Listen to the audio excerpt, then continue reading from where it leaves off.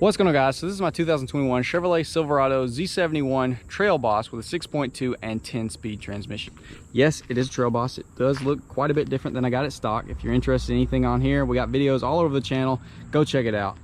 But I do absolutely love this truck. There'll definitely be a top 10 things I love about this thing in the near future, but no truck is perfect. And so here we are. Top 10 things I hate about my 2021 Chevrolet Silverado. So unfortunately, number one on my list is going to be the engine, mine being a 6.2, but the 5.3s have the same problem. So GM has completely dropped the ball in 2021, and people are just having issues non-stop with these engines. And the issues are they drop a lifter, they bend a push rod, and so on, depending on how far you drive the thing. But in my case, at 5,000 miles, I dropped a lifter, it bent a push rod, it blew some kind of fused junction box, which wouldn't even allow the truck to crank. So I was left completely stranded with it. It would not even attempt to crank, wouldn't run, nothing. GM did, of course, come pick it up and fix it under warranty, and mine messing up before everyone else's issues. There was not a bunch of back-ordered parts, so mine actually got fixed within 4 business days. So couldn't really complain with that, the fixing part of it, but you can really complain about having an engine failure on a brand new vehicle. And if I was an outlier, like I was 1 in a million, then sure, I just got unlucky. But that's not the case. People are having these issues every single day on all the different models, and it's just completely unacceptable to buy a brand new vehicle and be worried to drive it long distance. Because when we're going on vacation, I don't really want to take this truck because I don't want to be multiple states away and this thing crap out on me and be screwed. And it's just super unfortunate to have a brand new truck like this and be in the back of your mind always worried, hey, is it going to tear up today? Supposedly there's build dates where this issue is occurring, but I call bullcrap on that as well. If that was the case, they should say, hey, everyone that has a vehicle that was within these build dates, bring it in, we're going to just swap it out, swap the lifters out before the issue happens. But instead they just wait, let you get stranded on the side of the road, and then they fix it. I have many good things to say about these engines, mine specifically being a 6.2, but reliability is just unacceptably poor. We're just going to work our way around with all the things that I hate on the exterior, and then we'll go inside. But this being a Trail Boss, I obviously got the front bumper painted, right? Well, when I had about 6,000 miles and took that in, I had rock chips all over the front of my bumper, which is just unacceptable. GM is known for having low quality paint. It's not durable. It chips easy, it flakes. You see so many like 2017 Tahoes or Silverado in Summit White, and they'll have paint peeling off like back there. It's unacceptable. GM's paint quality is not up to par with other brands. Like, the rock chips are just out of this world. It's unacceptable how easy this paint is to chip. We'll see how my aftermarket painted bumper holds up compared to the rest of the paint, but man, it's just, GM's paint is just trash. It's not durable. It looks good, yes, I'll give it that. It looks good, it's nice, but the durability is not there. And what does it matter if it looks good if it's in a couple years completely obliterated by rock chips? Filming in between rain showers now, but number 3 on the list is going to be this stupid little dimple that they put on the brake calipers starting in 19. You cannot convince me that this is not just a ploy to make you not be able to use old wheels and have to rebuy wheels designed specifically for this brake caliper, because this serves no purpose. I've got buddies that have sanded this down flat. There's nothing behind it. That does nothing except for make you either not be able to run wheels that you had in the past or have to run a spacer. I've got a little 1/4 inch. No, it's not a real big one. It's not a real big issue, but it is super annoying that you can't just slap on your older 6-lug GM wheels and bolt them right up, because they wanted to put this little bitty useless dimple on the brake caliper. So that's probably one of the most infuriating things. It just serves no purpose. It's just dumb. So number 4 is going to be something that I encounter every single day and is super annoying, and that is going to be the keyless entry. Why put a button? Why not have it where it recognizes your key fob, you grab the handle, you pull it, and it unlocks like 99% of vehicles nowadays. There's not even one on the back, so you either have to take your key fob out, unlock it, or you have to come up here and hit this button twice to unlock that door. I locked it, but anyways, it's just annoying. Why have this? I'm pretty sure I had a C606 from 2006, and I'm pretty sure it had keyless entry. I don't think you had to hit it with a key fob. I think you just grabbed it and it recognized it and unlocked it. I might be wrong with that, but I think I'm right with that. It's just dumb. You should not have to have this. There's little bitty dinky under $20,000 cars that have where it recognizes your key fob, you just grab the handle and unlock it. This is dumb. This annoys me constantly. Next up is going to be something that is only for us 6.2 guys.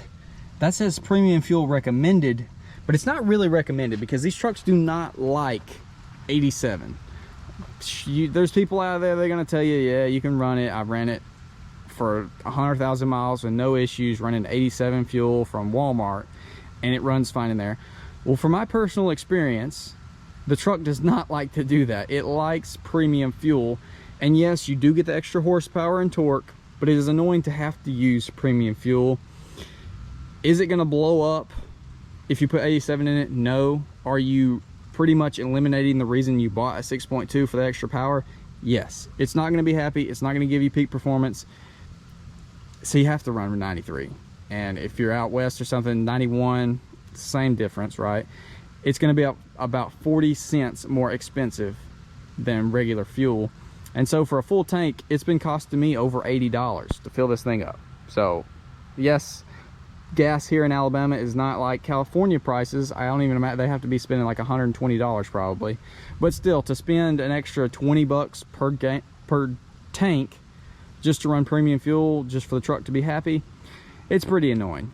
Third brake light, because Chevrolet, in their infinite wisdom, did a complete redesign, and instead of having just 2 bolts on the exterior holding your third brake light in, you now have the third brake light mounted to your little roof spoiler, which is mounted to the cab from the inside. So you have to drop the headliner to get to the bolts to take the spoiler off, to then take the third brake light off of the spoiler.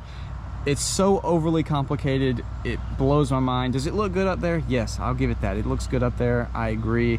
But at the same time, it's super annoying for anyone that wants to swap out the third brake light or take it off and paint it or whatever the case. It's just super annoying. I hate that they did it that way. Number 6, I think, is going to be the button for the tailgate. Yes, I get it. It's a button, it's soft drop, but I don't find it any more convenient than just having a handle, and in a lot of cases it's far less convenient, because I was working on the truck the other day, had the battery disconnected, needed to get some parts out of the bed. This ain't gonna work if your battery's disconnected. And yes, I know this is like first world problems for sure, but I just don't understand why you don't just have a handle. This is gonna be something that's 20 times more complicated to fix in the future if it messes up. And I don't know, I still do not love the fact that you have a button instead of a handle. I think that's all my hates for the outside, so let's hop in here. I have, I think, 3 major ones. So this is a Trail Boss. It's pretty fully loaded, but there's some options that they did not allow you to get in a Trail Boss, which is just super annoying. So you pay all this money and you cannot get cooled seats. These are leather. You've got heated seats, but you can get heated seats in cloth stuff now. There's no cooling option, and I'm not gonna buy a High Country just for the cooled seats. So it's, I don't know, I think that's dumb. A truck that's nice, you should not hold out on the available options. So no cooled seats in a Trail Boss. I hate that. Next up is still gonna be my complaint about the center stack, which has always been my complaint. Do I hop in here and like vomit because I don't like the center stack? No, I've gotten used to it. It's fine. It's nice in the way that it is very functional, but at the same time, it doesn't look great. It just doesn't. I know they're about to do the 2022s, if they ever do come out. They're gonna have an all new dash and everything. I'm sure it's gonna be awesome. Maybe we'll get one. The next complaint I have in this truck is possibly a reason why I won't get one. So next up is going to be your shifter. So for many years, these shifters have felt great. You just got a nice manly feel. You grab it, shift it down, it just feels right. Well, they pretty much killed it in this this body style. It's solid plastic, it's hard as a rock, there's no button. Like a lot of times I'll just be driving, you boop, boop, boop, you know, your little overdrive or whatever, tow haul mode. It just does not feel good. It's floppy. Sometimes on rough roads or whatever, it'll just be flopping here and it's just super annoying. But I think they did that to disconnect you from that enjoyable feeling, because they're gonna put a dial in all the trucks from now on. They're gonna do away with the column shifter. It's gonna be like a Dodge. It's gonna be like my AC. Let me put it in drive, reverse, neutral, park. Don't understand that. Why is a knob more convenient than just grab it? Just hop in here and just rip that thing down, dude. just rip it down. That's how a truck should be. So yeah, I think they did this where it was not a good feeling, so that when they swap it to the knob, you're not like, oh, I'm gonna miss this, because this thing's pretty much garbage. So yeah, I think that's why they did that. Bonus complaint that is also a love is I have wireless Apple CarPlay in here, so no cords needed now, and you can do Apple CarPlay, which is great, except for when you're like myself and you like to film. So I have to turn my phone off onto airplane mode every time I go to film, because if I'm like doing exhaust clips on the side of the road and I've got my phone set up, if I pass by it, it will sync and link up with my phone, and then it will quit recording the video. And that's happened a couple times, and it was super frustrating. So that's another first world problems that probably only me will get affected by, but that definitely drives the crap out of me sometimes. All right, guys, well, that's going to be my top 10 things I hate about this truck. There will definitely be a top 10 things I love, because I do love this truck. If I didn't and I only hated it, I would not own it. I would sell it and get something different. I do really enjoy it, but no truck is perfect. So here we go. Top 10 things that I hate.